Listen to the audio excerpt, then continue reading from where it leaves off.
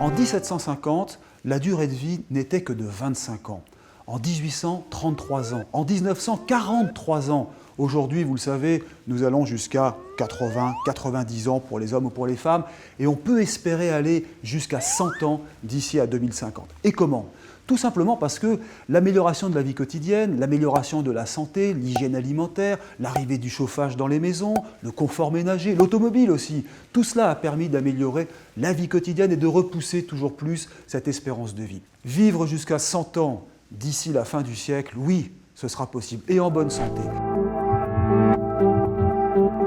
Aujourd'hui encore, il faut aller dans des hôpitaux, des blocs opératoires pour pouvoir subir une chirurgie. Demain, ce sera possible à distance pour la prostate, la vessie, tous les problèmes de vésicule biliaire. Demain seront traités à distance tout en restant à domicile. Comment vivre à 100 ans avec une peau de jeune femme ou de jeune homme, ou disons une peau de sexagénaire, ce sera possible grâce à aujourd'hui une nouvelle algue qui est en cours de culture et qui contient une substance tout à fait extraordinaire qui détruira l'enzyme responsable de la non-élasticité de la peau. En fait, ce sera le lifting du futur. Le diagnostic santé va se développer, savoir quelle maladie je vais développer demain. Tout cela sera vu grâce à des petites cartes de silicium. On mettra une goutte de sang, une goutte de salive et vous saurez quel sera votre état de santé et vous pourrez vous y préparer. Et tout cela contribuera à augmenter l'espérance de vie et d'aller jusqu'à 100 ans, espérons-le.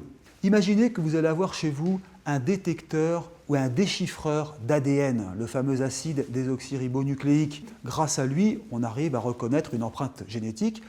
Il permet aussi de prévoir une dizaine ou une douzaine de maladies. Demain, ce seront 30 à 40 maladies.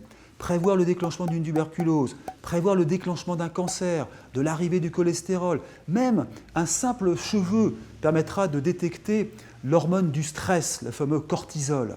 Tout cela contribuera à augmenter votre durée de vie parce qu'on pourra se préparer à des maladies pouvant survenir à tout moment. Parlons maintenant de technologie. La technologie sera partout, parfois elle fait peur, mais elle est là pour nous rassurer et améliorer notre vie.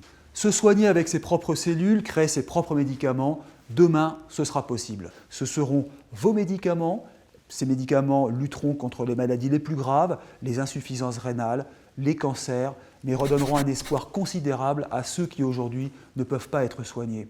Tout cela n'est pas de la science-fiction, tout cela est bien réel. Car il y a d'un côté les grandes révolutions, les grandes innovations, les grandes évolutions technologiques, recherche, développement, et de l'autre, toutes les petites choses du quotidien qui feront que notre vie s'améliorera sans cesse et nous permettra tous de devenir centenaires et même plus, pourquoi pas.